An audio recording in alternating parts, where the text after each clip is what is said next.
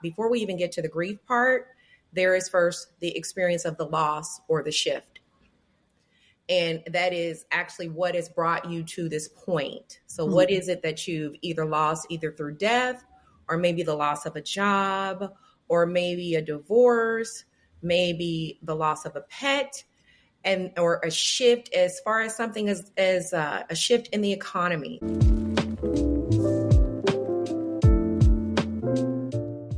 Hello and welcome back to Ignite180. I'm your host, Sharita Santiago, and I'm excited to have each and every single one of you here again for our conversation on this week. We're going to be touching on loss, grief, and transition. Today, I have with me none other than Miss Rosalind Price. She is the founder and CEO of R. Richard Price Consulting. She's a grief coach and change strategist. Roz, welcome to the show. Thank you so much. Good morning. Thank you for the opportunity. I'm excited to be here. I know it can be a challenging and tough topic, but I know this is going to be a beneficial conversation, and more importantly, making sure that we have the space to show the human aspect of this and ensuring that we're all more grief educated and grief supported as we go through our transitions of life. So thanks again for the opportunity. Excellent.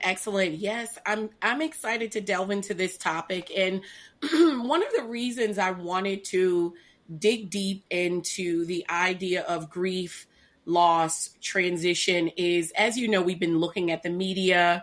We've seen lots of things happen in our nation where change and transition has been heavily pressed upon us in a way that most of us have not ever experienced. We've had this also happen in our family, our household, in our own communities. So what I want to do is first anchor this conversation in and around meaning making for our audience to kind of speak to what grief is. So I'd like to begin the meaning of grief and what it means to experience grief. Excellent question. So Sharita, I'd like to start by first saying that I'm not only a grief coach and a change and transition strategist, I'm also a grief navigator myself. So when I'm speaking about these things, it's not just from the expert lens of going through the training and the certification and coaching clients and colleagues and even personal relationships, but also having gone through it myself since I was 4 years old. So when we talk about grief, I like to segment it out by first talking about, before we even get to the grief, there is first the experience of the loss or the shift. And that is actually what has brought you to this point. So what is it that you've either lost either through death or maybe the loss of a job or maybe a divorce, maybe the loss of a pet, and or a shift as far as something as a shift in the economy that we've been talking about, maybe a shift with family dynamics and your child going off to school, a physical shift, right? A loss in capability and ability. And then as you are facing with the loss, the second part is when you're accepting and facing that, then there is the decision to actually begin to grieve. And I like to describe grieving as actually a state of being. That's when you have accepted the loss, you're starting to navigate through some of those tactical things. But when you start to actually grieve, you're really starting to meet the emotions behind it, as you are also shifting into some of the behavior shifts in which you are landing or finding yourself as a result of the loss or shift. So you're dealing with possibly the anger, the sadness, even if it is a loss that you anticipated or maybe you instigated yourself, there are still emotions behind that. It might have been something, say, for instance, if there was a decision you made to actually divorce your spouse or whomever, or to separate from a relationship, although you might have been the one that triggered that, there is still emotion behind that, where there's disappointment. There might be some relief. It still requires something for you to meet and focus on to make sure that you have the nurture and support you need. Then the third aspect of that is after you're going through what I call a season of grieving, where you're meeting that and you're in that state of being, then you become adaptive to, if you're doing it in a healthy and holistic way, you become adaptive to embracing grief as a natural companion on your journey. Because Mm. as we all know, that life is transitions. And so as a part of transitions, sometimes there is a grief and loss in the transitions that we go through in life. As you stated, death just so happens to be one of them, but there are other transitions that we go through, and there are transitions in between the transitions. So what I always support people to say is that grief, while we like to say that grief is lifelong and never ends, what I like to reframe it and name it is that it is a companion. Grief is a state of awareness, and it opens up the space, not just for nurture and healing, but it opens up the space for us to have a transformative experience in our own self-awareness, enlightenment, our own self-identity and transformation, and then where we open up the space for empathy and compassion for others. Yeah, that's good. I wanted to clock back just a bit and thinking about the idea that in many instances, I know from a personal experience, and I love the idea that you shared in the very beginning, that not only are you a grief coach and that you are a change strategist, but you also have experienced these things yourself. In my walk, in my journey, of course, just like every other human being, we are connected to those around us. But I never associated grief with the loss or change or transition. For example, losing a pet. I shared with you a little earlier in a private conversation that, I lost my dog. And before I became a pet person, his Cesaro is back here on my bookshelf. But, like losing him was, of course, it happened and we were sad. But then the grief struck at times where I least expected it. It would hit me when I was eating dinner or driving in the car or smelling a certain scent. One of the things I'd like you to talk about for those who are not just experiencing grief and transition due to loss of life, what are the feelings they might see, like being unmotivated or dealing with anger? Can we go back a little bit and add some names to some of the emotions that we might see before we transition into our next question? Awesome question. Yeah. So a couple of the experiences that you just described, first is an understanding of what type of grief it is you're dealing with. So when we talk about things such as the loss of a pet, it's disenfranchised grief. Those are the types of grief and loss where it's not a societal norm to grieve over those type of transitions and losses, or people tend to minimize them and not truly understand that there are connections in those losses. Those pets, they are creatures, they're living creatures, and you've created bonds. Perhaps there are special moments in how you came to have that pet, what that pet meant to you as far as protection, another family member, so to speak. So we first have to name the type of grief that you're going through so that you understand actually what it is you're going through. So then you can start to name the feelings around it and then start to make meaning making. Then there's also the ambiguous grief. A lot of times that's described when we go through divorce, even the grief of, say, for instance, when there's the traumatic loss of someone that's missing. And the ambiguous grief is like it's there, but it's not touchable, it's not tangible. When you go through a divorce or loss of a partner through separation, the person is still there, they're still alive, but you no longer have that same connection that you had before. You no longer have that partnership. The way in which you go about life now in a day-to-day is no longer there. Waking up to seeing that person, things that you used to do together, and even the grief and losses you described of the hopes and dreams that you anticipated. Nobody goes into relationships thinking that we're going to get a divorce. So there's that. Then there's the third part of it, that there's also that self-identity or identity grief. Who am I now as a result of this covenant is no longer here? And what does that mean for me? I was a wife, or I still see myself as a wife. However, I'm shifting out of that. And others may see me as that as well. So to answer your question is, first name it, what type of grief it is. Even your loss of career or a shift in career or loss of a job, that's a form of a disenfranchised grief. Or even an ambiguous grief. It's still there, but it's no longer there in the same capacity or familiarity that you have. That, and then the emotions around that could actually be Sometimes when those types of grief are not a norm, they're often overlooked. So there could be an absent grief where you just kind of go on about things as if it's not happening. And it might seem that you're avoiding it, but that's because you've been trained. This is not a big deal. Or why are you grieving that? So there's that type of grief. There's the other types of grief that we don't talk about, or feelings such as cumulative grief, right? So that's the grief that as a result of, like, if my relationship has shifted or if my career has shifted, I might also have some financial impacts to that.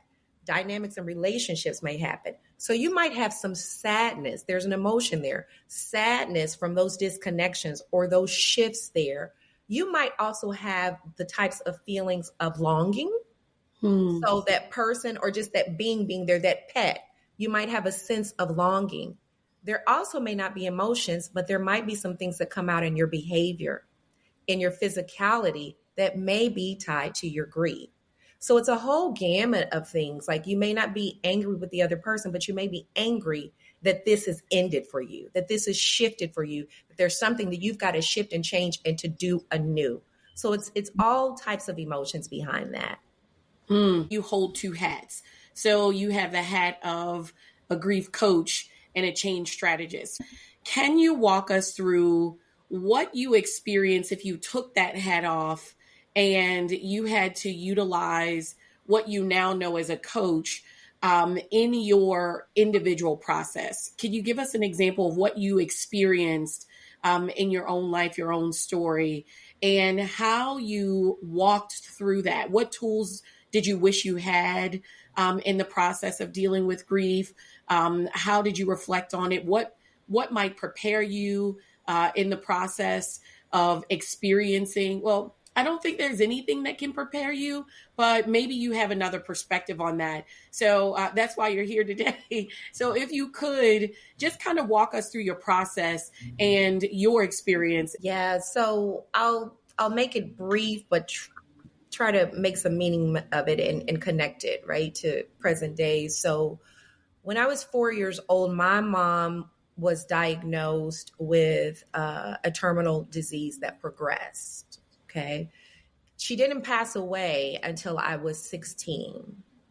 At that time, I didn't realize, though, that not only was I dealing with anticipatory grief, because in the back of my mind, I was like, at any given day, she could pass away, she could die. But and also at the same time, because her physicality was changing, her physical abilities were changing, I didn't know I was also dealing with ambiguous grief. So I was dealing with all of that, and I didn't have the tools back then. So Sharita, to answer your question, back then I grew up in a household that was very religious and full of faith. And while it was a great foundation for me that has led me to some of my strengths and abilities today, it also wasn't helping me with the reality of the situation. And so I didn't have the tools, I didn't have the language, and then therefore I was not able to put together, or no one around me was able to put together a strategy of holistic support for me to actually be able to deal with those different levels of grief, while also making the most meaning of the time that I had with my mother, which she did innately. However, I do wish that I would have had a better understanding that could have been communicated to me at that age, in my mindset at that age, where I could have been able to navigate even a little bit more swiftly. Because what it made me do was, yes, I gained more empathy and I made more meaning in time with my mom, but at the same time, I was soldiering up. I started to become soldiered up. I was becoming a survivor, not a thriver and a navigator. So now you bring that to today. Between that time and where I am now, I'm 51, about to be 52.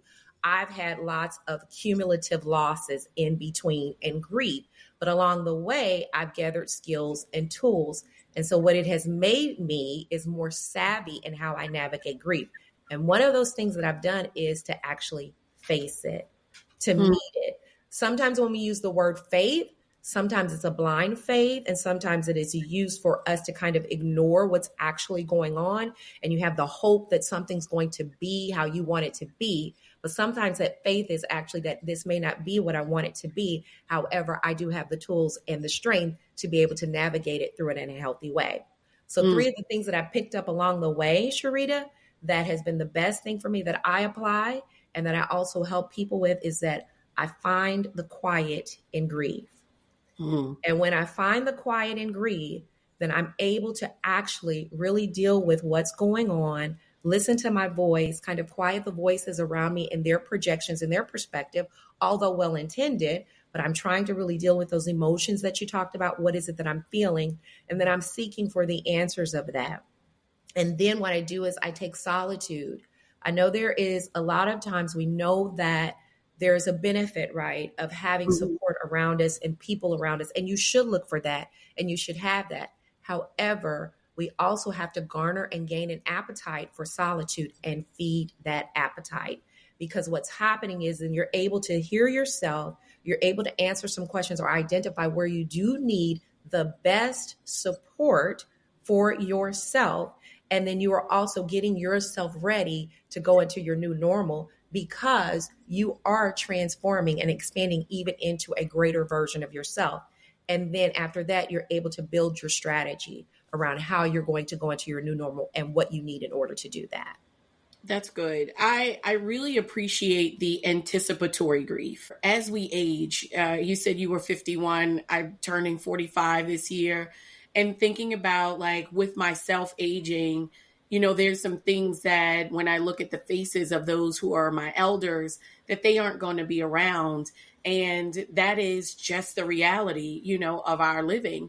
And I was not aware that there was even a strategy to anticipate someone potentially leaving here, for those who are caring with ailing parents, ailing senior parents, ailing individuals who may be preparing to make a transition as a result of a terminal illness or something abrupt. Sometimes we have families in hospice who are still really trying to work through what this life looks like when that other person is no longer there. So I love the idea and concept around anticipatory strategies to kind of prepare yourself to move forward. When I think about grief, I think about sometimes how grief is sneaky. And, how I remembered preparing for my cousin / godmom, her funeral. I remember being on and helping to do things and engaging. And I really felt like, wow, I'm not as sad as I probably should be because I really loved her. And I didn't understand why I was not sad until one day I'm sitting and then it just out of nowhere just hit me, and the idea of just kind of like figuring out now, how do I process what I'm feeling, what I'm experiencing in this moment, and how to manage that became heavy. I wrote a training called Leading Under Construction for those of us who are either overachievers or leading in a household with children, dealing with death, dealing with work, dealing with school, dealing with bills, household, you name it, I'm responsible for it. And it's all being carried on the weight of my shoulders. How do we balance or counterbalance the dealing with grief and life at the same time? I love this question. So I know you're recording and we're timed, so I'm going to really try to keep it brief, but I think it requires so much depth. And I think this is where I'm hoping folks will have a light bulb moment. Mm-hmm. So grief can be sneaky, as we call it. I even put in one of my manuals, tricky, can be tricky and complex.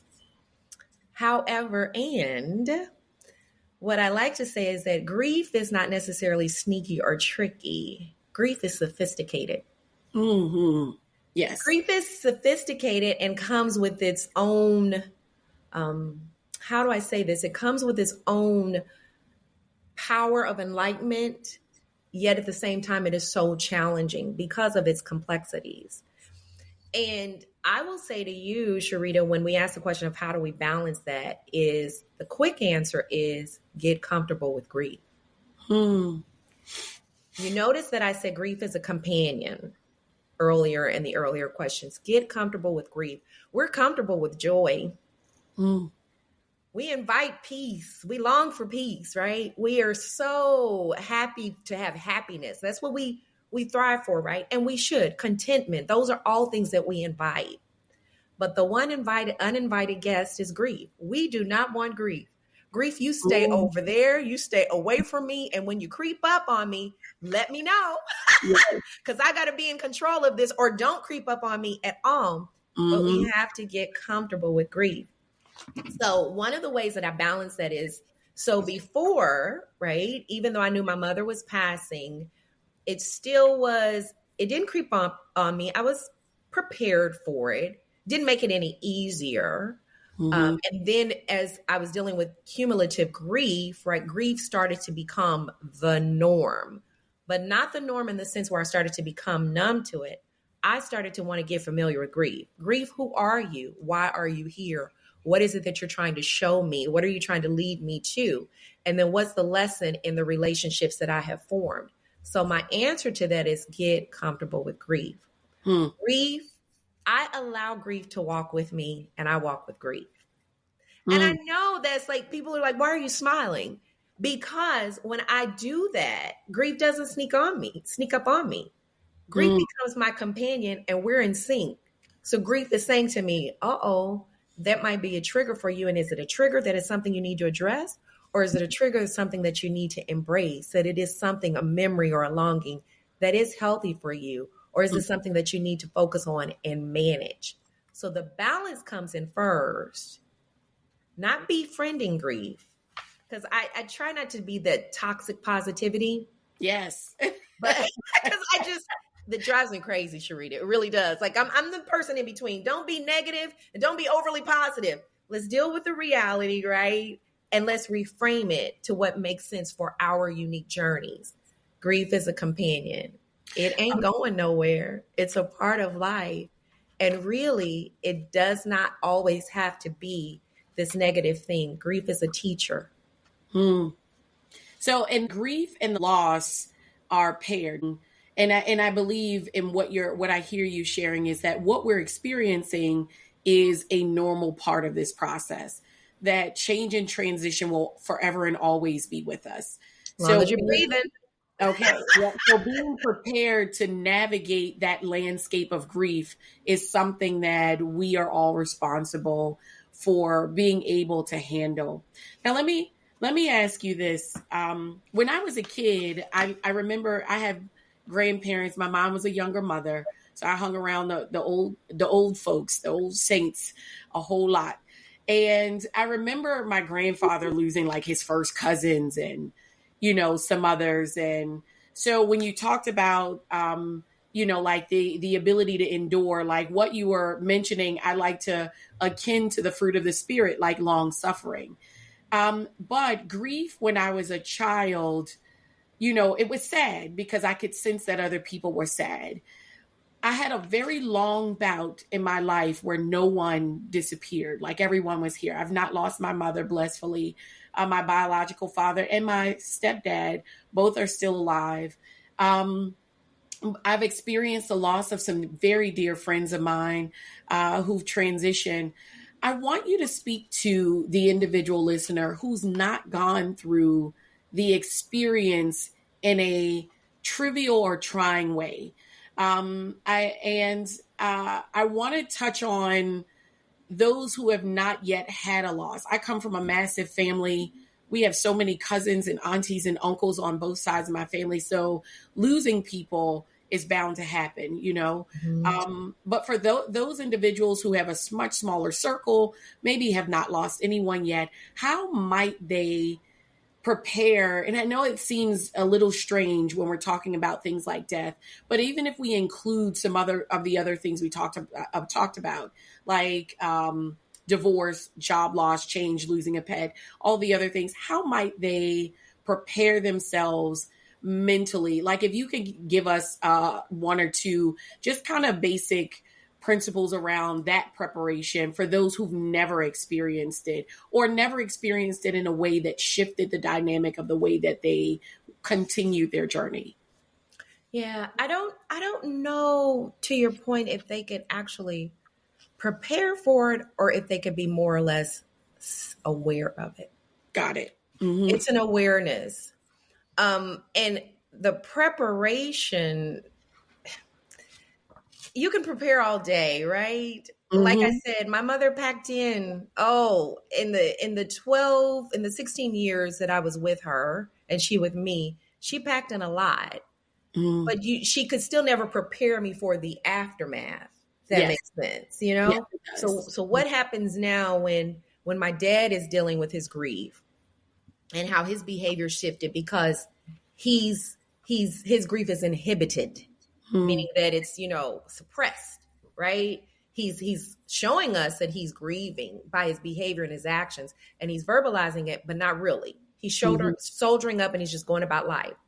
And as I told you, because I was kind of taught soldier up, I wasn't prepared for the fact that you were soldiering up and you're going about life and you're also providing for yourself. You're 16. So Sharita, guess what's happening in that time? Grief aside, I'm graduating high school. Mm-hmm. I'm becoming a woman in my own right. I'm trying to figure out what I'm going to major in. Friends, dating, boyfriends, all of that. I don't know that you can actually prepare for it.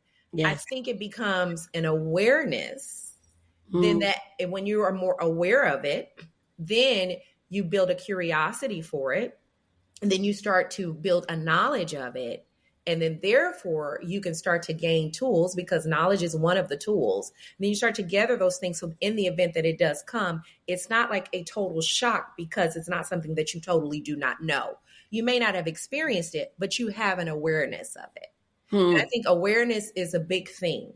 And I think in that helps you then to start to put the bullet points together of what you need to prepare.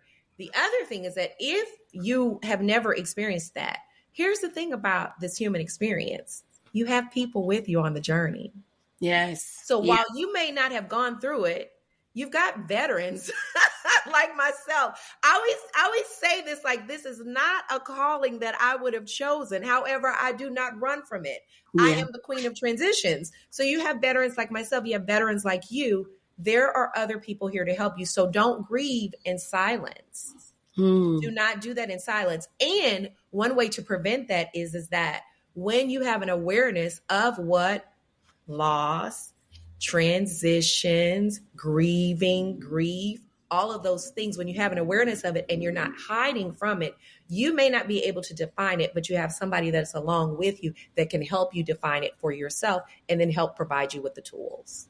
Excellent. Excellent. So what we're going to do, this is part 1 of our loss, grief, and transition segment. We're going to jump back in part 2 with Miss Rosalind Price, who's going to talk to us and walk us through change, loss, and grief in and around the loss of or the impact of loss of opportunity in the workforce. So do you have any final words as we wrap up this segment?